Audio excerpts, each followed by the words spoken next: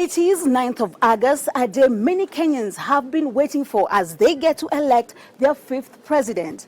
According to the Independent Electoral and Boundaries Commission, the registered voters have now increased compared to the last elections to a little over 22 million over the 47 counties. As you can see behind me, the voters came out, I'm told, as early as 6 a.m. to cast their votes. And this is in all the 46,229 polling stations, but at different times of the day.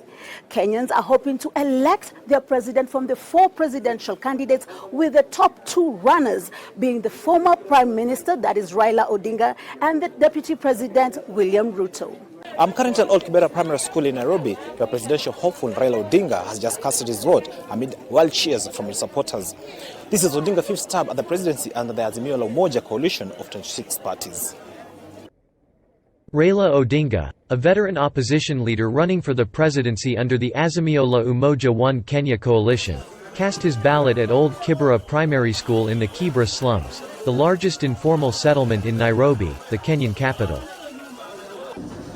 William Ruto, Kenya's sitting deputy president and a presidential candidate under the Kenya Kwanza Alliance, cast his vote at a primary school in his ancestral Sugoi village in the northwestern county of Uasin Gishu.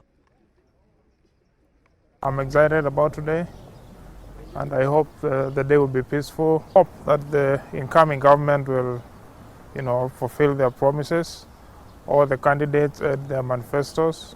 Whoever wins, I hope they will fulfill their manifesto. I am now in Gishugu constituency, where Martha Karua has made history by being the first woman to run for deputy president, a move that has not only caused excitement among many women in Kenya, but also here in her hometown. I am now joined by one of the constituents who will be telling us about her experience today. How are you? Fine. Please tell me, why are you here today? What time did you wake up? And tell me what you feel about Martha running for deputy president. Okay, my name is Lucky. I come from this area. I woke up at 5 today, and then I came here at 6, where I met Mother Karua that morning. And for me, I'm happy about it. And I know she will do great. Mm-hmm. She's a role model because not many women can stand up and fight for us.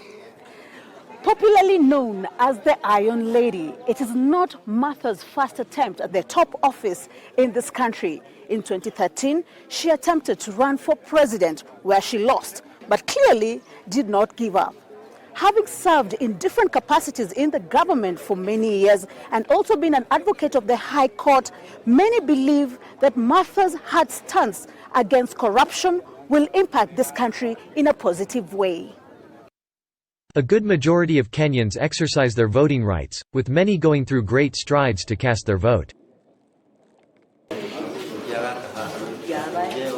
Kenya, anybody above 18 years old is eligible for voting. And actually, there is no limit in the age at which somebody can vote, as long as they can still make it to the polling station. For example, like the old lady that you're seeing here, I'm told by the officials she is actually about 80 years old. But these colors, as you're seeing, on each ballot paper, like we have different colors. We have different colors on each ballot paper. So these colors are enabling those old people who cannot even be able to read, so they can see the colors and vote to their respective positions.